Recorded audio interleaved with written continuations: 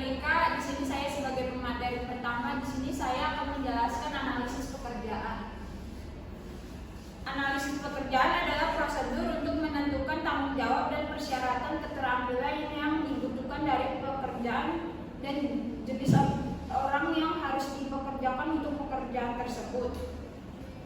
Di sini ada menurut Erwin Moni, analisis pekerjaan adalah prosedur yang sistemnya untuk mengumpulkan semua informasi pekerjaan, termasuk tanggung jawab, kewajiban, pekerjaan serta keterampilan, pengetahuan dan kemampuan yang dibutuhkan oleh pekerjaan untuk menyelesaikan pekerjaan tersebut. Manfaat informasi analisis kerjaan, perekrutan dan seleksi kompensasi, penilaian kinerja, pelatihan, menentukan kewajiban yang tidak ditugaskan, memenuhi tindakan pencegahan diskriminasi, tindakan afirmatif.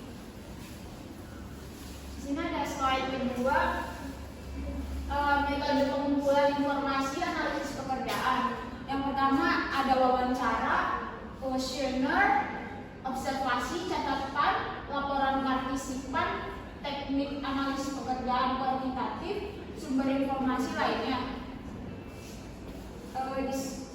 Di sini ada deskripsi pekerjaan, spesialis pekerjaan, analisis pekerjaan.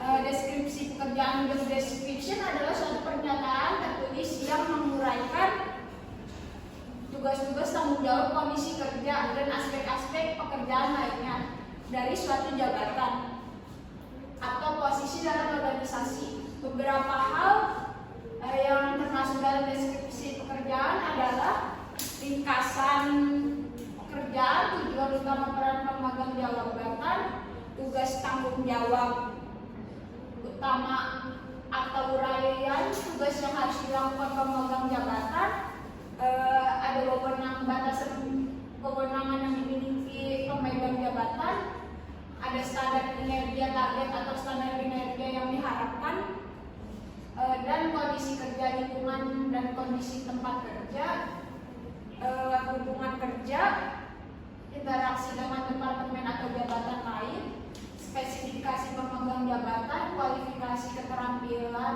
pengalaman yang dibutuhkan, kemampuan dan keterampilan kemampuan teknis, manajerial, analisis, komunikasi, dan keterampilan khusus lainnya.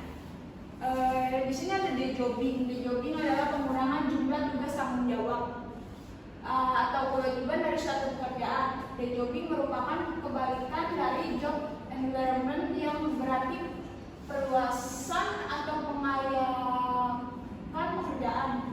Beberapa hal yang diperlukan diketahui dejobbing adalah tujuan dejobbing menyederhanakan pekerjaan dengan mengeliminasi tugas-tugas yang dianggap tidak perlu atau kurang produktif.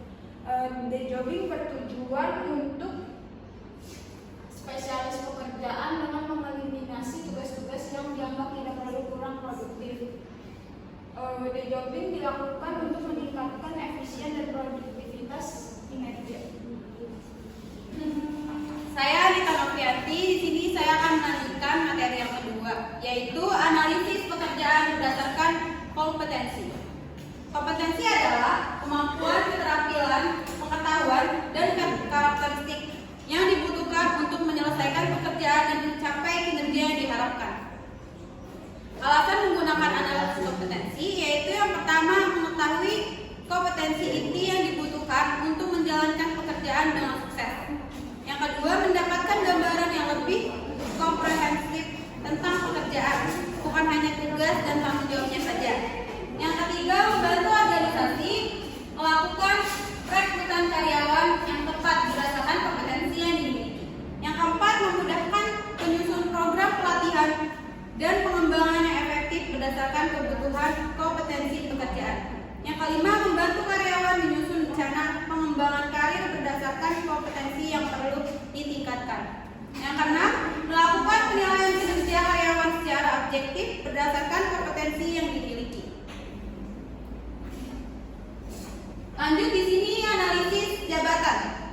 Apa itu analisis jabatan? Yaitu proses pengumpulan informasi tentang jabatan tertentu dan penentuan unsur pokok yang diperlukan untuk menjalankan pekerjaan tertentu. sistematis mengidentifikasi terdiri atas tugas yang diperlukan dalam jabatan dan kondisi lingkungan tempat tugas dijalankan. Analisis jabatan menghasilkan deskripsi jabatan dan spesifikasi jabatan.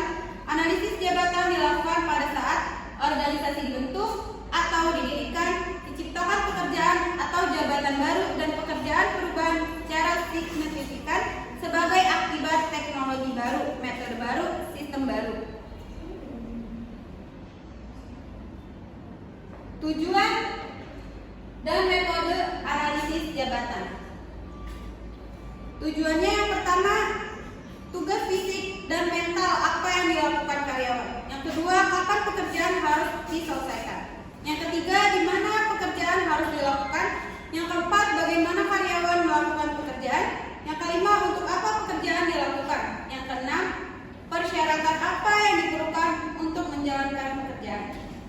Di sini ada deskripsi jabatan, yaitu dokumen yang memuat informasi tentang tugas, kewajiban, dan tanggung jawab sesuatu jabatan. Deskripsi jabatan memuat informasi tentang identifikasi jabatan, tanggal analisis jabatan, ringkasan dokumen, dan yang terakhir tugas dilaksanakan.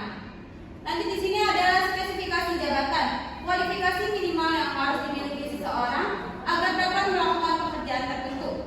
Spesifikasi jabatan memuat informasi tentang persyaratan pendidikan, pengalaman, sifat kepribadian, dan kemampuan fisik. Dilanjut oleh pemateri yang ketiga. Perkenalkan, saya Trianti sebagai pemateri ketiga yang akan menjelaskan tentang hubungan antara analisis jabatan dan fungsi SDM. Yaitu yang pertama ada perencanaan SDM. Hasil analisis jabatan digunakan untuk merencanakan kebutuhan SDM masa depan sesuai kualifikasi dan kompetensi yang dibutuhkan jabatan. Yang kedua ada rekrutmen dan seleksi, yaitu informasi dan analisis jabatan menjadi dasar untuk menyusun kualifikasi pelamar dan kriteria seleksi yang tepat. Yang ketiga ada pelatihan dan pengembangan analisis jabatan, mengidentifikasi kesenjangan kompetensi karyawan sehingga dapat disusun program pelatihan yang sesuai. Yang keempat ada penilaian kinerja, yaitu standar kinerja pada analisis jabatan digunakan sebagai tolak ukur penilaian kinerja karyawan secara objektif. Yang kelima ada kompensasi, yaitu data analisis jabatan membantu penentuan struktur dan besaran kompensasi yang adil sesuai beban kerja. Yang keenam ada keselamatan dan kesehatan kerja, yaitu bahaya dan risiko pekerjaan dari analisis jabatan digunakan untuk merancang sistem K3. Yang ketujuh ada perencanaan dan pengembangan karir, yaitu informasi jabatan dipakai untuk menyusun jalur karir dan rencana suksesi jabatan perusahaan. Selanjutnya ada perencanaan jabatan, yaitu perencanaan jabatan atau manpower planning adalah proses pemrakiraan dan menyusun rencana kebutuhan tenaga kerja di masa depan yang sesuai dengan tujuan organisasi. Yaitu yang pertama ada unsur organisasi yang terdiri dari pendekatan mekanismatik, yang kedua ada aliran listrik, yang ketiga ada regulasi kerja, yang keempat ada ergonomis. Terus juga ada unsur lingkungan, yaitu yang pertama ada kemampuan dan ketersediaan karyawan, yang kedua ada ekspektasi sosial dan budaya. Di sini juga ada unsur perilaku, yaitu yang pertama ada otonomi, keragaman, identitas tugas, arti kepentingan tugas, umpan balik. Ada juga elemen perancangan pekerjaan, yaitu yang pertama ada elemen organisasi, elemen lingkungan, dan elemen perilaku. Selanjutnya ada pengumpulan data dapat dilakukan melalui yang pertama ada observasi, yang kedua ada kuesioner, yang ketiga ada wawancara, yang keempat ada konferensi teknik, yang kelima ada daftar karyawan, yang keenam ada studi dokumen.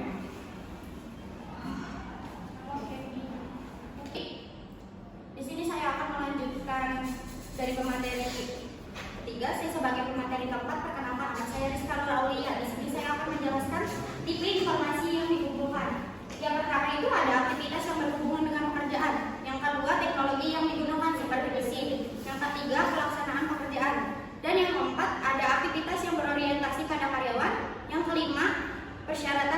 kepegawaian. Selanjutnya ada spesifikasi pekerjaan dan manfaat analisis pekerjaan. Apa sih spesifikasi pekerjaan itu? Yaitu menjelaskan hal yang diperlakukan oleh seorang karyawan untuk menjelaskan, memangku dan mengerjakan dari jabatan tertentu yang lebih menitik beratkan pada syarat dibutuhkan seseorang untuk bisa bekerja sesuai dengan beban dan tanggung jawab jabatan. Manfaat dari analisis pekerjaan yaitu yang pertama, menarik seleksi dan penempatan karyawan. Yang kedua, sebagai petunjuk dasar dalam menyusun program keahlian dan pengembangan. Yang ketiga, ada menilai pelaksanaan kerja, dan yang keempat ada memperbaiki cara karyawan bekerja. Yang kelima dan yang terakhir yaitu ada bimbingan dan penyuluhan karyawan. Selanjutnya ada analisis kerja dan pendekatan kompetensi pada analisis pekerjaan. Analisis kerja mempelajari jalannya pekerjaan, aktivitas, konteks, dan output pekerjaan. Analisis kerja berdasarkan tugas, yaitu menganalisis pekerjaan berdasarkan apa yang dilakukan pada pekerjaan, memfokuskan pada tugas dan tanggung jawab yang dilaksanakan pada pekerjaan. Tugas adalah aktivitas pekerja yang khusus yang dapat didefinisikan, terdiri dari gerakan. Tanggung jawab adalah segmen pekerjaan yang lebih besar, terdiri dari beberapa tugas yang dilaksanakan seseorang. Karena tugas dan tanggung jawab merupakan aktivitas tidak selalu mudah dan perlu membedakan keduanya. Tanggung jawab pekerjaan adalah kewajiban melaksanakan tugas tertentu. Pendekatan kompetensi yaitu yang pertama, fokus pada kompetensi yang dibutuhkan untuk menunjukkan kinerja yang efektif. Yang kedua, mengidentifikasi pengetahuan, keterampilan, kemampuan, dan karakteristik pribadi yang diperlukan. Yang ketiga, bersifat spesifikasi dan struktur. Contoh, kemampuan berkomunikasi lisan dan keterampilan menganalisis data. Yang keempat, ada informasi dikumpulkan dari bekerja berkinerja tinggi dan pakar subjek. Yang kelima, menghasilkan model kompetensi untuk rekrutmen, mengembangkan penilaian kinerja. Komponen kunci dari manajemen sumber daya manusia dalam sebuah organisasi adalah perekrutan dan seleksi, lalu kompensasi, lalu pelatihan dan pengembangan, serta penilaian kerja. Cukup sekian, selanjutnya akan dibacakan oleh pemateri kelima. Selanjutnya, manfaat analisis pekerjaan terbagi menjadi 3 bagian. Yang pertama, analisis susunan pegawai, yaitu informasi pekerjaan. Yang kedua, desain organisasi, yaitu menganalisis elemen, menyusun posisi organisasi. Dan yang terakhir, redaksi pekerjaan, yaitu untuk meningkatkan metode pekerjaan, mengurangi kesalahan, eliminasi yang tidak perlu, dan pekerjaan kinerja. Yang selanjutnya, tahapan dalam proses analisis pekerjaan terbagi menjadi 6 bagian. Yang pertama, merencanakan analisis pekerjaan. Yang kedua, merencanakan dan menganalisis analisis pekerjaan. Yang ketiga, melakukan analisis pekerjaan. Yang keempat, mengembangkan uraian pekerjaan dan spesifikasi pekerjaan. Yang kelima, mempertahankan dan mengembangkan uraian pekerjaan dan spesifikasi pekerjaan. Dan yang terakhir, uraian pekerjaan dan spesifikasi pekerjaan. Sekian presentasi dari saya, akan dilanjutkan oleh teman saya. Di sini saya akan melanjutkan ke materi sebelumnya. Perkenalkan, nama saya Finaulia. Saya akan membacakan materi tentang tujuan analisis jabatan. Terbagi menjadi 12 bagian, yaitu yang pertama, job description, yang kedua, job justification, yang ketiga, job evaluation, yang keempat, job design interaction, yang kelima, persoalan rekrutmen, yang keenam, performance evaluation, yang ketujuh, work training, yang ke-8 work modeling, yang ke-9 evaluation, yang ke-10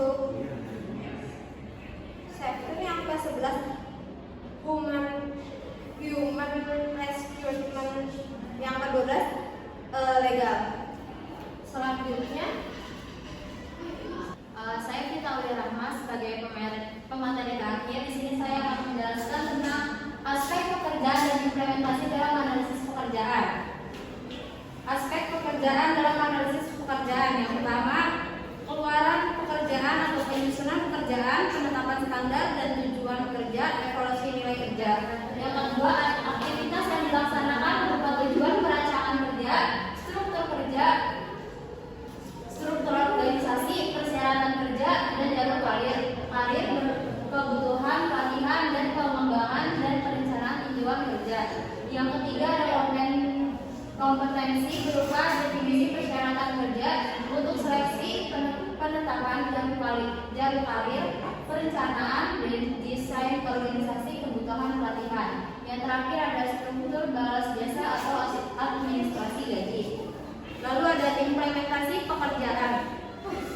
Yang pertama ada job description, pernyataan tertulis yang menguraikan fungsi, tugas-tugas, tanggung jawab wewenang, kondisi kerja, dan aspek-aspek pekerjaan tertentu. Yang kedua ada job specification, menunjukkan siapa yang melakukan pekerjaan dan syarat yang diperlukan.